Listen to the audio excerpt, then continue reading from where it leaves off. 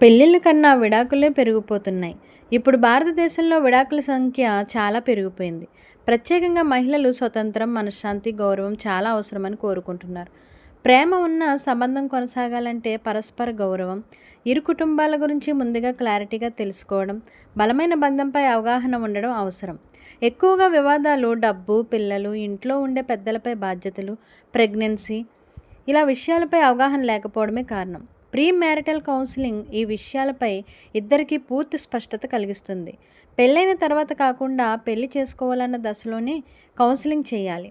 2025 మార్చిలో national commission for women NCW దేశవ్యాప్తంగా 9 రాష్ట్రాల్లో 21 ప్రీ మ్యారిటల్ కౌన్సిలింగ్ కేంద్రాలు ప్రారంభించింది. ఒడిశా మరియు కేరళ లాంటి రాష్ట్రాలు 2025ను విడాకులు నివారించే సంవత్సరంగా ప్రకటించాయి. హర్యానా మహిళా కమిషన్ ఈ కౌన్సిలింగ్ను తప్పనిసరి చేయాలని సూచించింది. ప్రీ మ్యారేజ్ కౌన్సిలింగ్ ద్వారా ఇద్దరూ తమలోని ఆశలు, భయాలు, లక్ష్యాలను ముందుగానే చర్చించుకోవచ్చు. ఇది రిలేషన్షిప్ని గట్టి పునాది వేస్తుంది. పెళ్లికి ముందు మాట్లాడుకోవడం ఓ అలవాటైతే విడాకులు అనే మాటనే వినాల్సిన అవసరం ఉండదు. మీ పిల్లలు పెళ్ళికి బంగారం ఇవ్వడం ముఖ్యం కాదు. పెళ్లి తర్వాత బంగారమైన జీవితం ఇవ్వండి. ఇంకెందుకు ఆలస్యం? ఇప్పుడే ప్రీ మ్యారేజ్ కౌన్సిలింగ్ని బుక్ చేసుకోండి.